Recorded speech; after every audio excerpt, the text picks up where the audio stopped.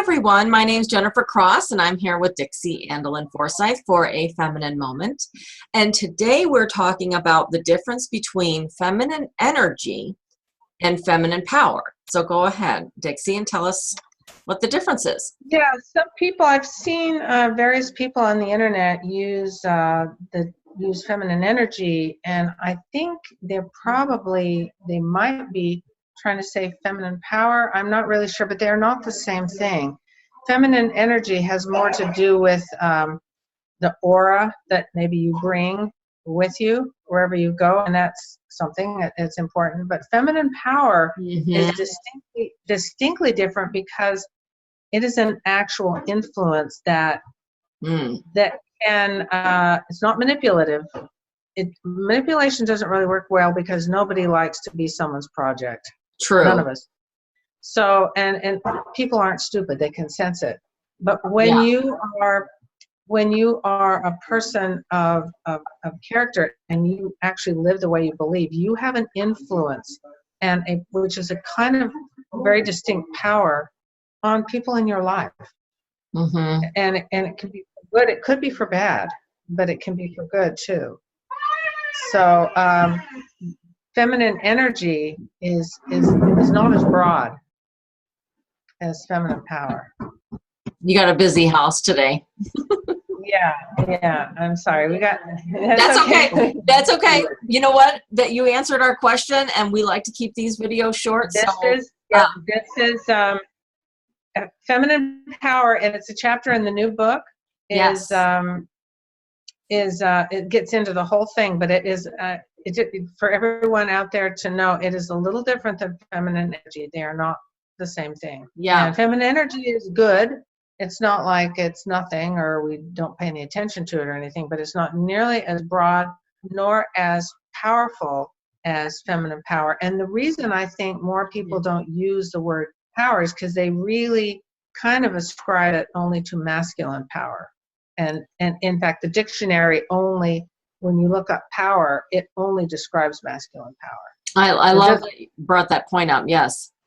Feminine power it's so interesting because it is as real as masculine power, and we see its influence all the time, but we don't define it. We don't say this is what this is.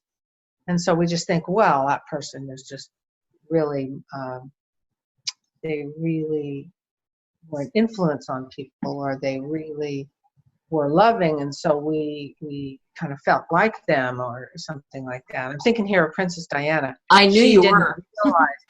She didn't realize the influence that she had, and the difference between the feminine power and the masculine power is her influence. Her female power is still having just as much effect today, if not more, than it did 20 years ago when she was alive. Yeah, because she raised those boys too. Yeah, and that's different than feminine energy. It's not the same. Feminine energy is more immediate today rather than anything that's potentially long term. And in Fascinating Womanhood, especially Timeless, we are for long term. We are for changing our nations. We're for changing our homes, and not just for the aura that we carry with us, which is important, but it's not the bigger thing. It's a small piece of the ideal woman. It's a femininity piece, if you ask me. That's the energy that you bring in, is a feminine energy. Feminine energy is actually a part of the use of the implementation of feminine power. It's a part of it, but it's not feminine power. So just to get that straight, because several people, here and there, I hear different people talking about feminine energy, and I thought, what exactly is that? And I started thinking about it, because I could feel it was a part of it, but it isn't the bigger, more important thing. Right. Tell us about Timeless, and when is that book coming out? And we're all anxiously awaiting for it. Timeless is in the final editing. I think I said that before. That's what's so frustrating. When I first started writing, I heard people, my sister, she's written novels. She said the hardest part is in the refining. Well, she's darn right. Because it feels endless. It should be endless. Yeah. Yeah, but it's written. It is written. It's just that, you know, punctuation, making sure the sentence is said clearly enough, and so that's all it is. And then it's being formatted, which formatting should only take 2 or 3 days, really. It's not Okay, a big so deal. soon. But I keep our saying, son Richard is he's really fantastic, and he's doing this for me, and he's on about chapter 5 or 6. Yeah, he's there's 27 chapters. He's on chapter. it's all right. We'll Okay. just end it. Okay.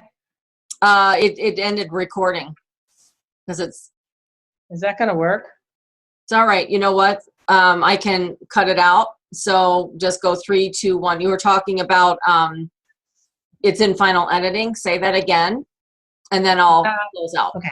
Okay. So 3, 2, 1. Yeah, Fascinating Womanhood for the Timeless Woman is in final editing, and should be, hopefully, we're hoping within a month, by the end of January, we're hoping it's at least in ebook. Okay, awesome. Thank you so much for your time today, Dixie. Appreciate it. And please like, comment, and share, everybody watching. We are very passionate about fascinating womanhood and the pro-feminine movement. Thanks so much. Have a great day. Bye-bye.